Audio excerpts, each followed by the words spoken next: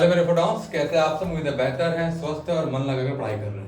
देखिए, तो AITS आपका चल रहा है। उम्मीद है आप सारे एग्जाम्स को अटेम्प्ट कर रहे होंगे, जिसमें आप अपने फिजिकल और मेंटल अपीयरेंस भी खासा ध्यान दे रहे होंगे। मार्क्स क्या आएगा वो तो आज की बात है, पर आप नीट एग्जाम में आज से 5 महीने बाद कैसे बैठते हैं और आज के एग्जाम में किस मानसिकता से आप बैठे हैं, इसकी इंपॉर्टेंस देखो। अपीयरेंस बड़ा इंपॉर्टेंट है। नॉलेज क्या है वो तो बढ़ता रहेगा, आगे समय बढ़ेगा, आप और पढ़ेंगे, नॉलेज बढ़ेगा। और उस नॉलेज का आउटपुट देने अगर आपको नहीं आएगा तो फिर कोई मतलब नहीं। नॉलेज का आउटपुट कैसे सटीक होगा, उसके लिए आपको AITS जैसे एग्जाम कराया जा रहा है और आप इसमें डेली रेगुलर बैठिए। जो लोग एग्जाम में अपीयर नहीं हुए हैं, कोशिश कीजिए कि ऐसी गलतियां ना हो, एब्सेंट ना हो। एग्जाम को प्रायोरिटी लिस्ट नंबर 1 पे रखिए। एग्जाम्स बड़ा इंपॉर्टेंट, जितने ज्यादा एग्जाम देंगे उतना अच्छी आपकी प्रैक्टिस होगी बैठने की, क्वेश्चंस को अटेम्प्ट करने की और जज करने की। चलिए, तो मैं अपना पोर्शन डिस्कस करता हूँ इस वीडियो के थ्रू। पेपर लेके बैठ जाइए और जिस भी क्वेश्चन में आपको डाउट होगा अच्छे समझेंगे। मैं हर क्वेश्चन को कॉन्सेप्चुअली और जितना भी नीड होगा उसके अकॉर्डिंग समझाऊंगा। ओके, तो क्वेश्चन नंबर 2 से स्टार्ट करते हैं। मेरे सिलेबस का क्वेश्चन नंबर 2 है, A liquid is filled up to height of 20 centimetre. तो 20 सेंटीमीटर की हाइट तक लिक्विड को भर दिया गया है इन अ सिलेंडर वेसल, ठीक है ना। The speed of liquid coming out of a small hole at the bottom of the vessel is. तो एक कंटेनर है कोई, उसके बॉटम पे लिक्विड निकल रहा है और लिक्विड जो भरा गया है वो भरा गया कितने हाइट तक? 20 सेंटीमीटर हाइट तक। तो इफ्लक्स वेलोसिटी का फॉर्मूला मैंने बताया था, √2gh। 2 हो जाएगा आपका, 2g हो जाएगा आपका 10 और h कितना हो जाएगा? 20 सेंटीमीटर का अंडर रूट। बोलो क्लियर अपने को? ये लिखा है 20 और 20 और 20 और 20 का बाहर आएगा 20 और 10 पर -2 का बाहर आएगा -1। आंसर आ गया 2 metre per second. 2 metre per second, option number 3। तो ये फ्लक्स वेलोसिटी का क्वेश्चन है, सिंपल क्वेश्चन है, कोई दिक्कत नहीं। आइए अगला question. Okay, surface tension of liquid is due to भैया क्या? ग्रेविटेशनल फोर्स नहीं, इलेक्ट्रिकल फोर्स नहीं, एडहेसिव फोर्स की कोहेसिव। ये कंफ्यूजन है।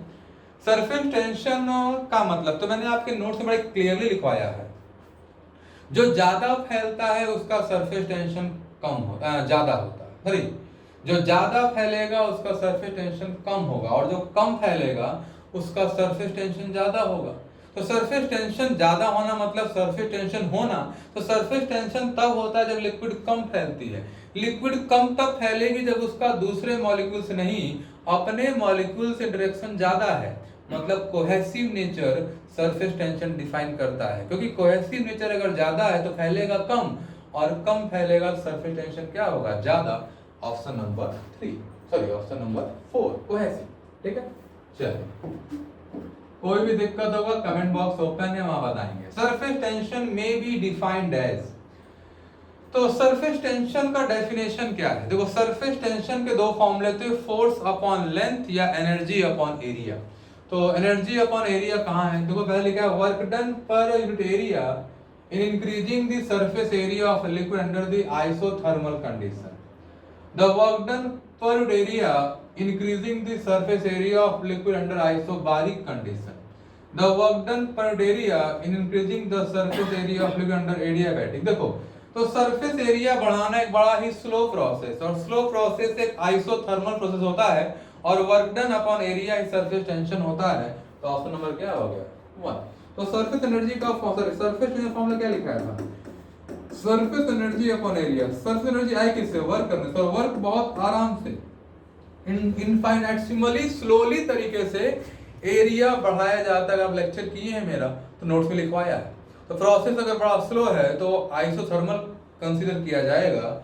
ऑप्शन नंबर, क्वेश्चन नंबर 6 का ऑप्शन नंबर 1 करेक्ट हो जाएगा। ठीक है।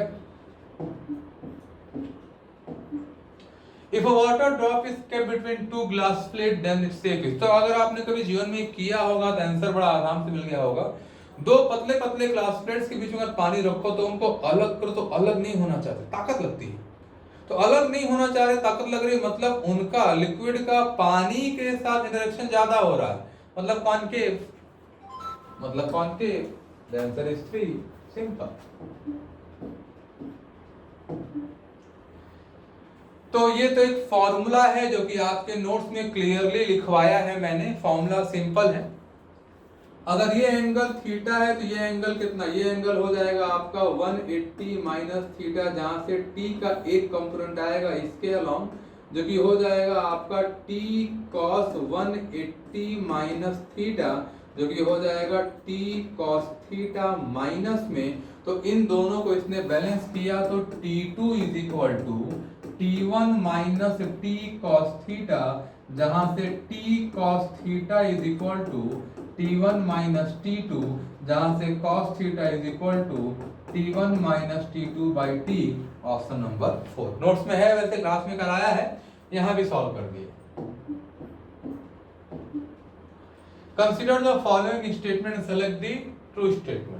A large soap bubble shrink while a small soap bubble expand when they are connected to each other by capillary tube. अगर एक अलग अलग रेडियस के बबल को कनेक्ट कर देंगे तो स्मॉलर बबल का प्रेशर अंदर ज्यादा होता है, तो एयर का फ्लो हायर प्रेशर से लोअर प्रेशर होगा, मतलब स्मॉलर बबल से एयर निकल के कहाँ जाएगा, बड़े बबल में। अब बड़े बबल में हवा घुसेगा तो और बड़ा होगा, लार्जर बबल और एक्सपेंड होगा और स्मॉल और श्रिंक होगा। पहला गलत हो गया। Rain drops fall on the surface of earth with same constant line. अलग अलग ड्रॉप की वेलोसिटी अलग अलग होती है, पर एक ड्रॉप की अपनी वेलोसिटी थ्रू आउट कांस्टेंट होती है। पर दो ड्रॉप अगर है तो उन दोनों का रेडियस अगर अलग अलग है तो उन दोनों की अपनी टर्मिनल वेलोसिटी अलग अलग होगी, पर उसकी अपनी वेलोसिटी कांस्टेंट होगी। तो इसने हर ड्रॉप की रफ्तार को सेम कर दिया। हर ड्रॉप की रफ्तार सेम नहीं होगी, एक ड्रॉप की रफ्तार थ्रू आउट सेम रहेगी। तो दूसरा भी गलत हो गया। A hydrogen filled balloon stops rising after it has attained, yes, कुछ हाइट के बाद जब प्रेशर डिफरेंस नहीं रह जाता तो उसके ऊपर जाने वाला नहीं है। Only third is correct. ये क्वेश्चन बोनस है बिकॉज ये वर्ड यहां नहीं यहां लिखा होना चाहिए था, इसलिए और बच्चों को दिक्कत हुई। बाकी और चीजें मिस्टेक थी इसमें, तो मैंने क्वेश्चन 12 क्या कर दिया, बोनस कर दिया। In a capillary tube, water rises to 3 millimetre. Water rise किया है h is equal to 3 millimetre तक। And the height of water that will rise in another capillary tube having 1/3 of radius of the first। Okay, तो h का formula होता है 2t cos theta by rho gr। तो h inversely proportional to r हो गया। तो अगर 3 millimetre है फॉर r, तो कितना मिलीमीटर होगा जब रेडियस को 1/3 कर देंगे। 1/3 मतलब r by 3 डिवाइड कर दूं अगर, तो ये लिखा हुआ है आपका 3 by h is equal to r cut जाएगा, 1/3 h की वैल्यू कितनी हो जाएगी, 9 मिलीमीटर। सिंपल फॉर्मूला है, नोट्स में है आपके। The expression of force constant of a spring following Hooke's law। Okay, तो यंग्स मॉडुलस का फॉर्मूला होता है FL upon A delta L, और F बाई डेल्टा L को ही फोर्स कांस्टेंट बुलाते हैं। तो F बाई डेल्टा L अगर इसको सॉल्व करोगे तो y A बाई L आएगा, y A by L। Option number 1। If the length of wire is reduced to half, अगर किसी वायर के लेंथ को आधा कर दें तो लोड हाफ हो जाएगा, डबल हो जाएगा, मतलब लोड सहने की क्षमता। लोड मतलब mg जो लटके आएंगे वो mg ही रहेगा कि mg/2 हो जाएगा कि 2mg हो जाएगा कि mg/4 हो जाएगा। देखो यार, लोड स्ट्रेस का फॉर्मूला होता है फोर्स बाय एरिया। लेंथ को आधा करने से एरिया नहीं बदलेगा, तो लोड बदलने वाला नहीं। तो अगर A सेम है और स्ट्रेस भी सेम है तो फोर्स भी क्या रहेगा, सेम। तो सेम लोड रहेगा। सेम लोड mg जो है वो डिपेंड करता है एरिया। एरिया बदलता तो लोड बदलता, अगर एरिया सेम है तो लोड भी क्या रहेगा, सेम रहेगा। According to Hooke's law of velocity, if stress is increased then ratio of stress to strain को कोई फर्क नहीं पड़ता, because stress upon strain is actually modulus of elasticity which is constant independent of stress और strain.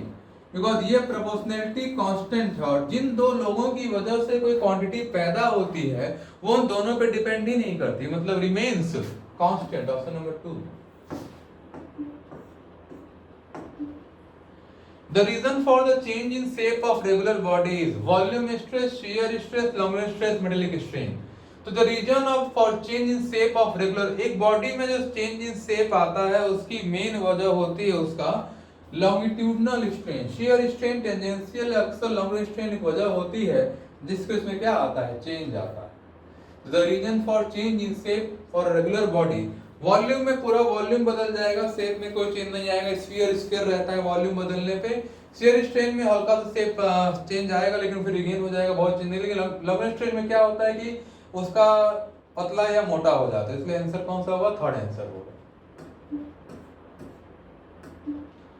A vertical metal cylinder of radius 2 cm and length 2 meter is fixed at the lower end and a load of 100 kg is put on it. Find the strain. Okay, तो Young's modulus का formula होता है stress upon strain. तो strain का formula हो जाएगा stress upon Young's modulus. Stress का formula होता है force by area into Young's modulus.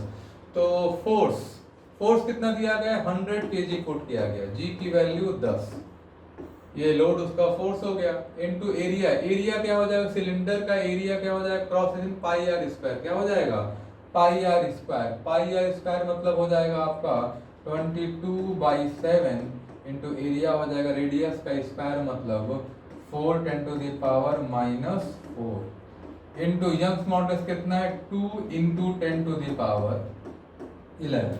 तो ये हो जाएगा स्ट्रेन। अगर स्ट्रेन को सॉल्व कर ले हम लोग इसको तो सिंपल है, अगर इसको 7 होगा, सॉरी 7 होगा, तो अगर 10 पावर देखें तो 10⁻⁻4 ऊपर इधर जाएगा तो ये कितना हो जाएगा 7, और ये अगर 7 होगा 7×4 = 7 होगा तो ऊपर जाएगा तो हो जाएगा -7, और -7 में 3 और घटा देंगे 10⁻⁴ हो जाएगा -4 अपॉन कितना लिखा है, तो 7 को अगर ऊपर भेज दें तो ये लिखा है आपका 4 × 2 = 8 और 8 × 2 = 4 × 2 = 8, 8 × 2 = 16, 8 × 2 = 16, 117 हो जाएगा। तो अगर इसको सॉल्व करें हम लोग तो 176 और 7 को सॉल्व कर रहे हैं तो पॉइंट लगेगा 0, फिर लगेगा 0, ये जाएगा 7 नहीं 6, 7 6 नहीं 5, 5 35 नहीं 4, लगभग 4 से जाएगा। तो ये आ गया आपका 0.04 into 10⁻⁻4 मतलब 4 × 10⁻⁻6, ऑप्शन नंबर 1 करेक्ट। कैलकुलेशन है, सिंपल कॉन्सेप्ट नहीं। The graph given in stress strain curve of elastomers, किसका होता है ये, इलास्टोमर्स, ठीक है ना। क्वेश्चन एनसीईआरटी में सेम ग्राफ है, रटना है आपको। An iron bar of length L centimeter and cross section A cm square is pulled by a force of F dynes from end so as to produce elongation of delta L. Which of the following statement is correct? An iron bar of length L cm है, cross section area A दिया, is pulled by force F dynes from ends so as to produce elongation. Elongation is inversely proportional to length. देखो simple है, delta L का formula होता है FL upon AY, जिसको अगर load के term में लिखें तो mgL upon pi are square into Y होता है। ये इलॉन्गेशन का फॉर्मूला है, क्लियर अपने। तो elongation inversely proportional to length नहीं, फॉर्मूला नहीं दिख रहा। Elongation directly proportional to area, वो भी नहीं दिख रहा। Elongation inversely proportional to cross section, yes दिख रहा है।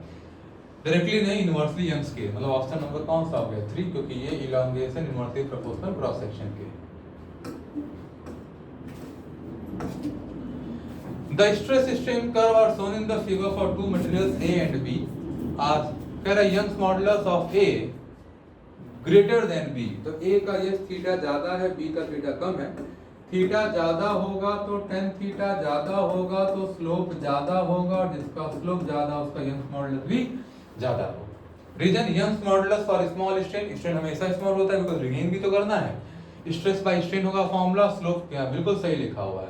तो स्लोप के बारे में बात यहाँ की और स्लोप के अकॉर्डिंग वो ऊपर का सही है, तो असर्शन भी सही, रीजन भी सही और करेक्ट एक्सप्लेनेशन भी है। A light rod of length 2 meters suspended from the ceiling horizontally by means of two vertical wires of equal length, ठीक है, लेंथ इक्वल है। Weight W is hung from a light rod as from the figure. A rod hung by means of a steel wire of cross section A1 को दिया गया है to have equal stress in both the wires. So equal stress मतलब stress in wire 1 is equal to stress in wire 2 बोल रहा है। तो wire 1 अगर मैं स्टील ले लूं और वायर 2 को क्या ले लिया जाए, ग्राफ ले लेते हैं। तो ये हो जाएगा आपका tension upon area in steel is equal to tension upon area in brass. तो अगर स्टील का टेंशन T1 है तो T1 अपॉन T2, ये 1 ये 2, ये हो जाएगा A1 अपॉन A2। A1 कितना दिया है, A1 दिया हुआ है आपको 0.1, ये दिया है 0.2, आंसर आ गया 1/2, option number 4। Simple, stress equal करने को बोला था, इक्वल कर दीजिए, कोई दिक्कत नहीं। Which of the following elastic model is used to describe the elastic behavior of object as they respond to deforming force? हर यंग्स हो, बल्क हो, शियर हो, सब एक ही तरह काम, क्योंकि सब मॉडल्स ऑफ इलास्टिसिटी होते हैं, all of these.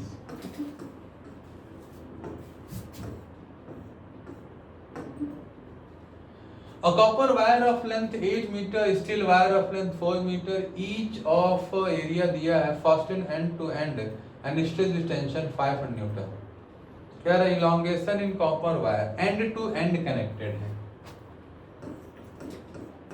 A copper wire of length 8, steel wire of 4 meter each, area question same दिया गया है एंड स्ट्रेस टेंशन। ओके, तो एक कॉपर वायर ले लीजिए और एक स्टील वायर ले लीजिए। क्लियर, अपने को खींचा गया कितने से, 500 न्यूटन से। क्लियर अपने, ओके। तो इसका यंग्स मॉडुलस दिया गया है 10 to the power 11, इसका दिया गया 2 10 to the power 11। Okay, area दोनों, इसका लेंथ दिया है 8 मीटर, ये दिया कितना अपने को 4 मीटर। क्लियर, कह रहा है दोनों का एरिया सेम है, वो दिया गया 0.5 cm², मतलब 0.5 10 to the power -4 metre square.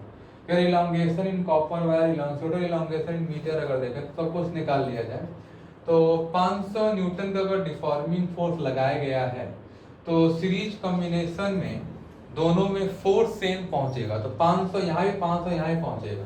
तो डेल्टा एल का फॉर्मूला सिंपल होता है FL अपॉन AY। तो F कितना पहुंचा 500, L कितना है 8, एरिया कितना है 0.5 मतलब 1/2, और एवियंस कितना दिया है 10 to the power 11। तो डेल्टा एल इक्वल टू क्या हो गया, देखिए जरा इसको। तो देखो यहाँ से अगर देखोगे तो ये हो गया आपका 4000 हो जाएगा, या एक काम कर लो इरेजर,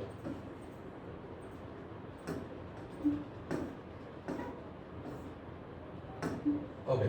तो इसको अगर काट दूं तो ये 100 हो जाएगा और ये 0.1 हो जाएगा। क्लियर अपने को, तो ये -4 को इसको भी अगर एक्सेप्ट कर लें तो ये -5 हो जाएगा, हो जाएगा।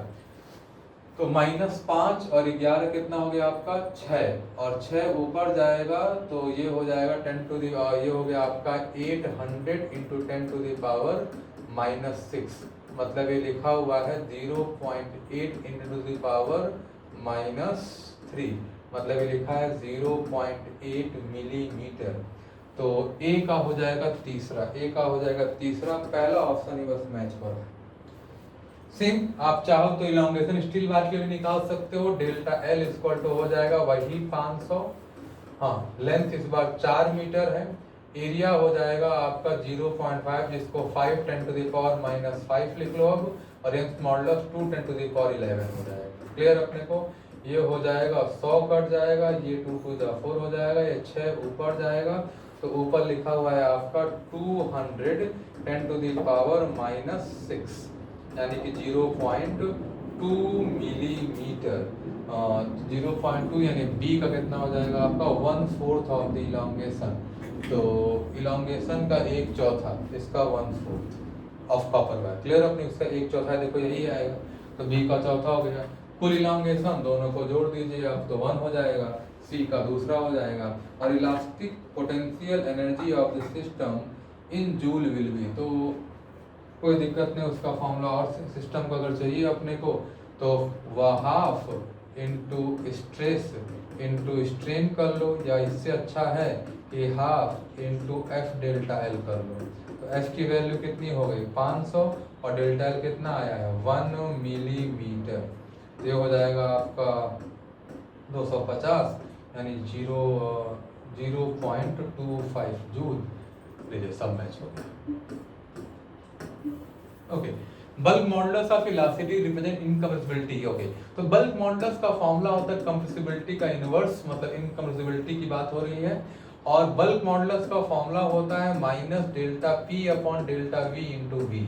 तो बल्क मॉडुलस प्रेशर और बल्क मॉडुलस, देखो ऑब्वियस सी बात है, प्रेशर ही बताएगा कि प्रेशर से ही हम कंप्रेसिबल या इनकम्प्रेसिबल करेंगे कि दब रहा है कि नहीं दब रहा, कंप्रेशन हो रहा है, और वही कंप्रेशन या इनकम्प्रेशन बल्क मॉडुलस की तरफ जाएगा। तो यहाँ जो पहली बात बोली बिल्कुल सही, दूसरी बात बोली वो भी सही, और change in pressure he compressibility और इनकम्प्रेसिबिलिटी कैरेक्टर को डिफाइन करेगा, इसलिए ये भी करेक्ट। क्लियर अपने को? तो एक्सप्लेन भी सही किया और दोनों बातें सही। The Young's modulus of middle of wire इतना दिया है, the elongation strain is 1%, then the energy stored in the wire per unit volume। तो आपसे पूछा एनर्जी डेंसिटी, क्या पूछा आपसे? Energy density. तो फॉर्मूला एनर्जी का, इलास्टिक पोटेंशियल एनर्जी का एक फॉर्मूला है, कौन सा?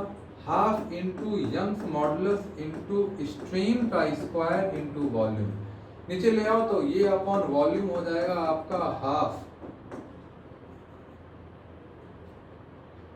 निब में कुछ चिपका हुआ है, दिक्कत कर रहा है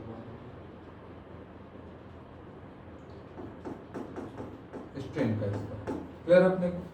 तो यहाँ देखो आपको delta L by L into 100 दिया गया है 1%, मतलब डेल्टा एल बाई एल दिया गया 10 टू द पावर -2। तो हाफ इंटू यंग्स मॉडुलस कितना दिया? 2 10 to the power 11 10 into 10 to the power -2 का स्क्वायर, 2 कट गया, 10 to the power 6, 10 to the power 6, option number 1। Simple, कोई दिक्कत नहीं।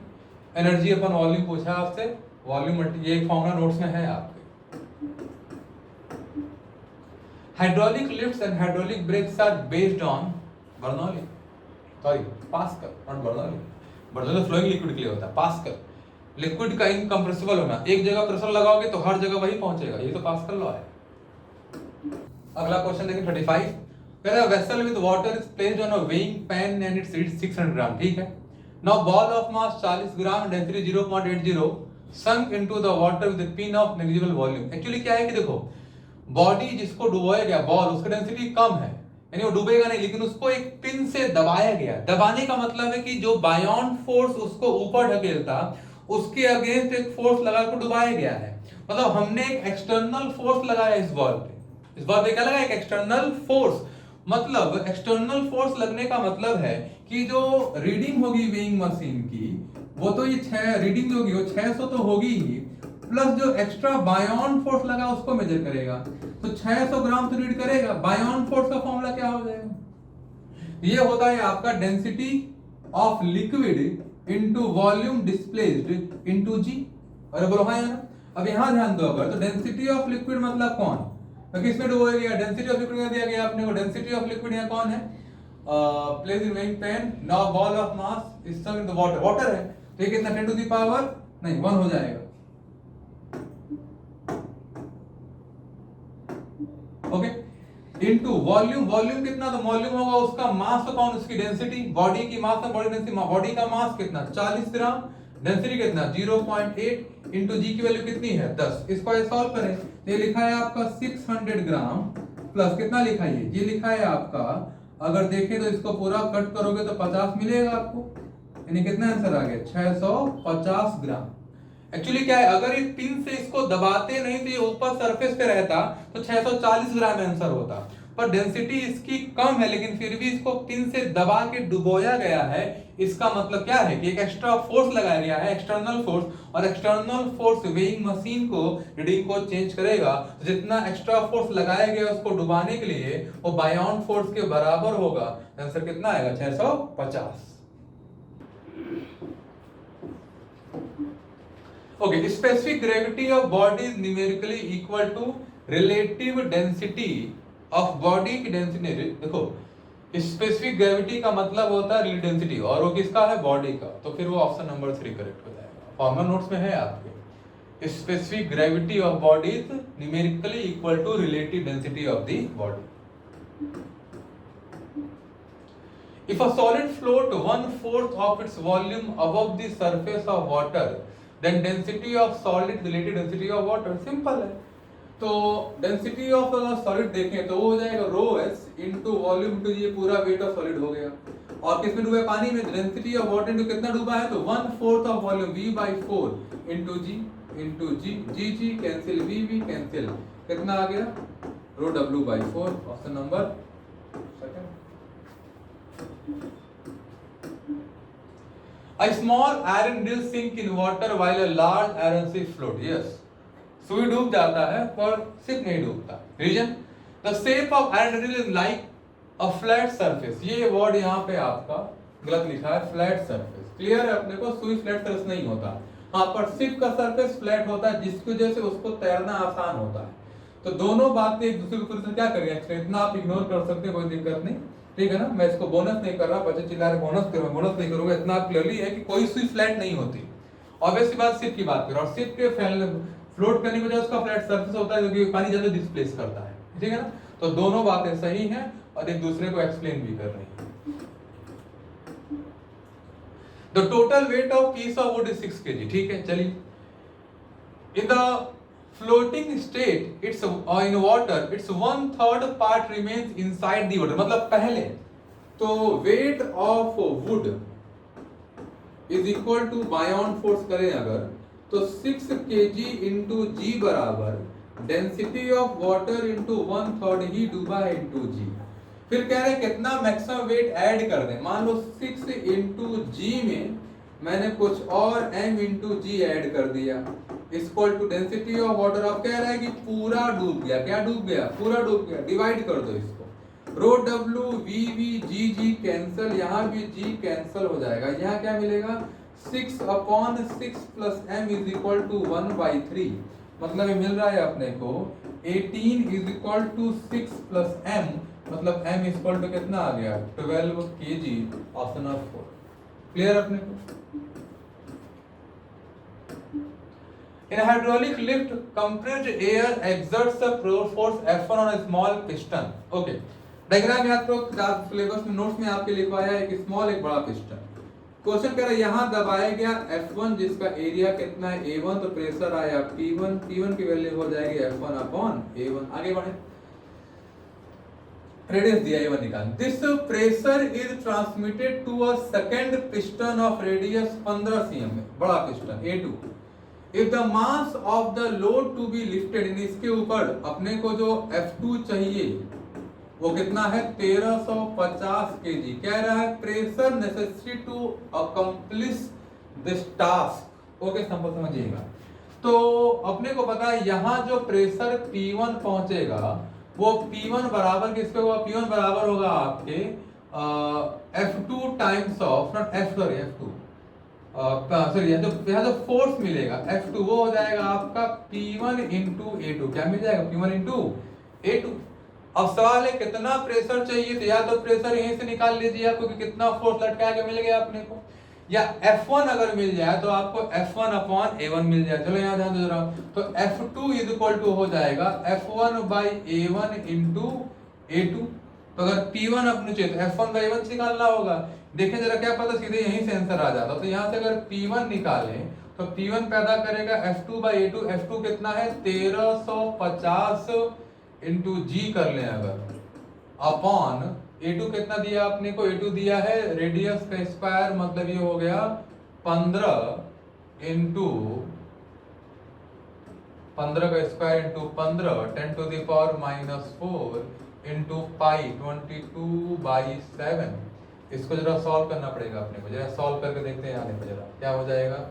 तो ये लिखा है आपका 135 इंटू 7/225 इंटू 22 और 10⁻⁻4 ये ऊपर हो जाएगा 6. ओके, देखिए कुछ तो लग रहा लॉजिकल है. तो अगर जरा इसको सॉल्व करना शुरू करें तो ये अगर कट करें हम लोग तो ये 15 से कट हो जाएगा, ये 9 से कट हो, ये 3 से जाएगा, ये 5 से चला जाएगा. और फिर अगर देखें तो ये लिखा है आपका 21/110 10⁻6. तो 110 अगर 200 जीरो लगाएं तो लगभग 2 से जाएगा अप्रॉक्स.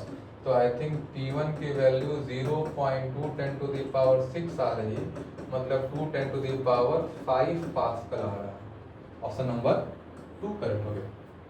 फॉर्मूला सिंपल है, इसी फॉर्मूले से हमने P1 निकाले। ओके, पास्कल लॉ का इक्वेशन नोट्स में आपके लिख पाया है। अगला क्वेश्चन देखते हैं 41। The force acting on a window of area कह रहा है, सबमरीन डेप्थ 2000 मीटर दिया गया है, कह रहा है कि कितना फोर्स लग रहा होगा। तो सिंपल है, फोर्स का फॉर्मूला क्या होता है? फोर्स का फॉर्मूला प्रेशर इनटू एरिया। गहराई पे कितना प्रेशर लग रहा है? Rho g h into what? Area. Rho कितना? पानी है। जी कितना? 10। एच कितना है? 2000। क्लियर अपने को। एरिया कितना हो जाएगा? 50 गुणे 50 मतलब 2500, और सीएम कन्वर्ट किसमें करो? मीटर स्क्वायर में, तो -4 हो जाएगा। अरे हो जाएगा क्या? तो बात बन गई। 1 2 5 6 और 9, मतलब ये लिखा है आपका 50 10 टू दी पावर, ये कितना लिखा है? 9। अरे हो जाएगा क्या? और -4 कितना आ गया? 50 10 टू दी पावर 5, मतलब 5 10 टू दी पावर कितना आ गया? 6। सिंपल आंसर है आपका ऑप्शन नंबर 4। ओके, 42 देखते हैं। A hemispherical bowl just floats without sink in a liquid density इतना, if outer diameter of density of ball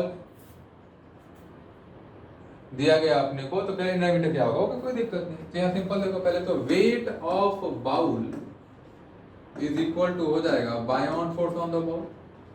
wait of bowl क्या होगा? तो उसकी डेंसिटी, डेंसिटी ऑफ बाउल मतलब 2 10 to the power 4 into volume. तो hemisphere का volume होता है 2/3 पाई आर क्यूब, और इनर आउटर है तो R2 outer radius minus inner radius square होता है।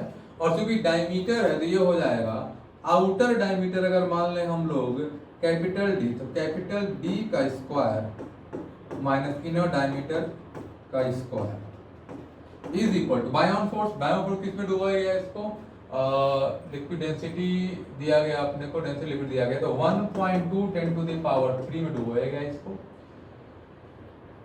इनटू बस आउटर डायमीटर ही डूबा होगा, मतलब 2/3 पाई इंटू कैपिटल D/2 का स्क्वायर। ठीक है ना? स्क्वायर के क्यूब हो जाएगा,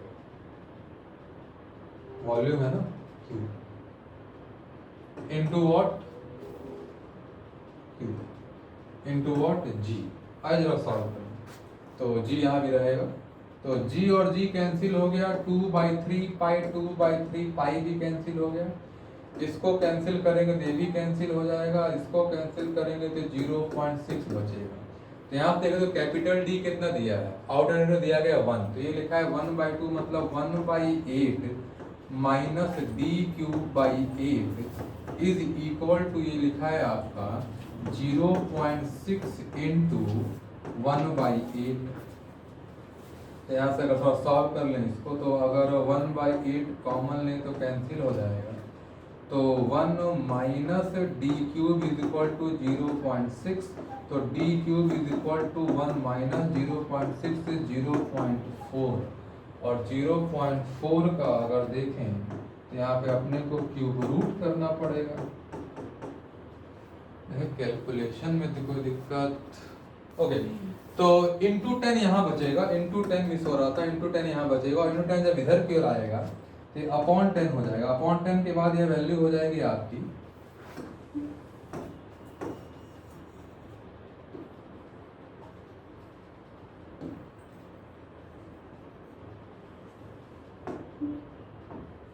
तो इंटू अपॉन 10 हो तो D³ इक्वल टू क्या मिलेगा? अपने मिलेगा 1 माइनस 0.06, और D इक्वल टू मिलेगा 1 माइनस 0.06 का क्यूब रूट अगर करेंगे आप तो लगभग आपको 0.98 अप्रॉक्स आंसर मिलेगा। ऑप्शन नंबर 3 करेक्ट हो जाएगा। ठीक है ना? इंटू 10 हम लोग मिस कर रहे थे, इंटू 10 मिस करने से आपको मिल जाएगा। ठीक है, तो 0.98 इसका आंसर है। कैलकुलेटिव होगा, थोड़ा सा कैलकुलेट कर लेंगे। तो अगर एक्सेलरेशन इस तरफ है due to inertia, option number 3। इसमें कोई लॉजिक नहीं, सिंपल है, नोट्स में आगे कराया ये भी मैंने आपको। Beyond the critical speed the flow of fluid becomes, critical speed के पहले स्ट्रीमलाइन होता है और बाद में क्या है? टर्बुलेंट होता है। तो बियॉन्ड क्रिटिकल स्पीड ये क्या हो जाएगा? टर्बुलेंट हो जाएगा। A liquid is allowed to flow in tube of truncated cone shape. Identify, तो जहां एरिया कम होगा वेलोसिटी वहां क्या होगी? ज्यादा। तो liquid flow with speed is low at the water and and high at the narrow and. कौन है ऐसा है, तो यहाँ रफ्तार ज्यादा, यहाँ रफ्तार कम होगी। ओके, अब यहाँ समझिए होगा क्या। कह रहा है कि नेट फोर्स लेफ्ट लगेगा, राइट लगेगा, कि टॉर्क पैदा होगा। देखो ये इसके बड़े इधर की ओर फोर्स लगाएगा तो एक टॉर्क पैदा होगा इधर रो ए वी स्क्वायर, और एक इधर ड्रॉप में नॉर्मल रिएक्शन, ये धक्का लगाएगा इस पर, ये रिएक्शन देगा रो ए वी स्क्वायर। एक रिएक्शन इस तरफ आएगा रो ए वी स्क्वायर, तो रिजल्टेंट आ गया इस तरफ रो ए वी स्क्वायर रूट 2। तो एक ये हिस्सा लिक्विड यहां से यहां जा रहा है, तो एक रिजल्टेंट इस तरफ आता है rho A V square root 2, because एक रो ए वी स्क्वायर यहां लगता है और एक रो ए वी स्क्वायर यहां लगता है। रो ए वी स्क्वायर क्या है, तो जब भी किसी ट्यूब के जिसका एरिया ए हो और उसके लिक्विड बाहर निकले, रफ्तार v, डेंसिटी अगर रो है, तो दीवार पे लगने वाला जो फोर्स होता है उसका फॉर्मूला होता है रो ए वी स्क्वायर। तो एक रिजल्टेंट यहाँ आएगा और इधर पे रिजल्टेंट इस तरफ आएगा, और ये एक पैदा करेगा टॉर्क जो एंटी क्लॉकवाइज घुमा देगा इसको, ऑप्शन नंबर 3, ठीक है ना। तो इसके एक टॉर्क पैदा हो जो क्या करेगा इस तरफ होगा। यहाँ पे देखो, अगर इस पॉइंट पे एक रिजल्टेंट यहाँ पैदा होगा और इस पे यहाँ पैदा होगा, और ये पैदा करेगा एक टॉर्क जिसको ऐसे घुमाएगा, मतलब ऐसे घुमाएगा, एंटी क्लॉकवाइज घुमाएगा। तो lifting of aircraft is caused by pressure difference what by varying speed of air, बिल्कुल सही है। एयरक्राफ्ट का ऊपर उठना बर्नौली का थ्योरम ही होता है, बिकॉज एयर प्रेशर डिफरेंस, जहां एयर की रफ्तार ज्यादा, प्रेशर वहां कम, और जहां एयर की रफ्तार कम और प्रेशर क्या होगी ज्यादा। तो विंग्स के ऊपर रफ्तार ज्यादा होती है तो प्रेशर कम हो जाता है, नीचे रफ्तार कम तो प्रेशर क्या होगा ज्यादा, धक्का कहाँ लगेगा ऊपर, क्योंकि जहां रफ्तार कम होती प्रेशर वहां क्या होता है ज्यादा, तो लिफ्ट कहाँ की ओर जाएगा, एरोप्लेन कहाँ की जाएगा, ऊपर की ओर जाएगा। और असर्शन को अच्छी तरीके से एक्सप्लेन कौन किया, रीजन, क्योंकि आप देखेंगे कॉजिंग हायर वेलोसिटी अबव, ऊपर वेलोसिटी ज्यादा होगी तो प्रेशर क्या होगा कम, और नीचे वेलोसिटी कम तो प्रेशर क्या हो जाएगा ज्यादा, देखो कहाँ लेके जाएगा ऊपर की ओर जाएगा, मतलब पहला दोनों exactly correct.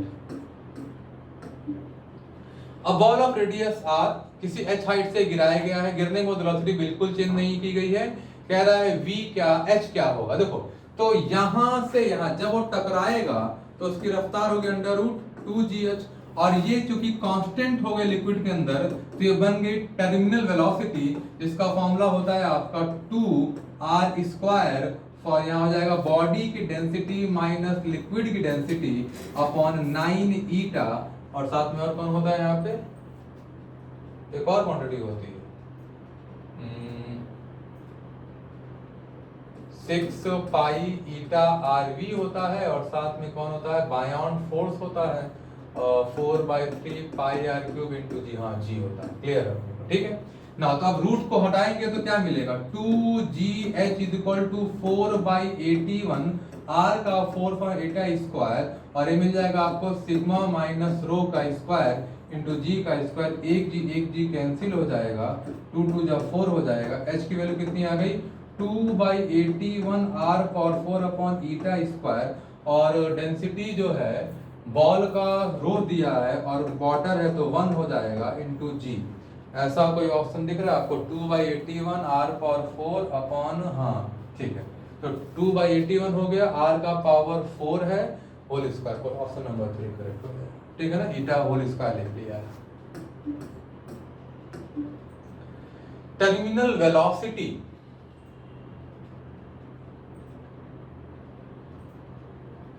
object of high density can also float. A beaker having solid iron under free fall or viscous drag. तो क्या रहा है, टर्मिनल वेलोसिटी में अपथ्रस्ट जीरो हो जाएगा, क्या जीरो हो जाएगा, या टर्मिनल वेलोसिटी में अगर देखें अपथ्रस्ट एंड विस्कस फोर्स दोनों बराबर जीरो हो जाते हैं, वर्ड मिसिंग है यहाँ पे। अपथ्रस्ट एंड विस्कस फोर्स दोनों अपवर्ड लगते हैं, जो कि mg से बैलेंस हो जाते हैं, और object of high density can float जब average density become less than, liquid की डेंसिटी से कम होगा तभी वो क्या करेगा फ्लोट करेगा, तो बी का पहला हो गया। अब beaker having solid iron under free fall upthrust is zero, yes upthrust कोई फ्री फॉल में बायोन फोर्स कांटेक्ट फोर्स कुछ नहीं लगता। और विस्कस ड्रैग की अगर बात करें तो विस्कस ड्रैग वेलोसिटी के साथ वेरीज विद व्हाट, वेलोसिटी। आप देखो ऊपर जो है विस्कस फोर्स ज्यादा लगता है, लेकिन समुद्र के बॉटम पे पहुंचोगे तो विस्कस फोर्स की वैल्यू, सॉरी ऊपर वेलोसिटी ज्यादा है, विस्कस फोर्स कम है, पर नीचे जाओगे तो वेलोसिटी की रफ्तार घटेगी और विस्कस फोर्स बढ़ेगा, तो विस्कस ड्रैग क्या है, वेलोसिटी के साथ वेरी करता है। तो ऑप्शन नंबर 3 करेक्ट हो गया। क्लियर अपने को, दिस इज योर डिस्कशन। और अच्छे देखिए, कोई दिक्कत हुई कमेंट बॉक्स में बताएंगे, बाकी कल लेक्चर में अगर आप क्लास में मुझसे मिलते हैं तो वहां भी चीजों को क्लियर कर सकते हैं।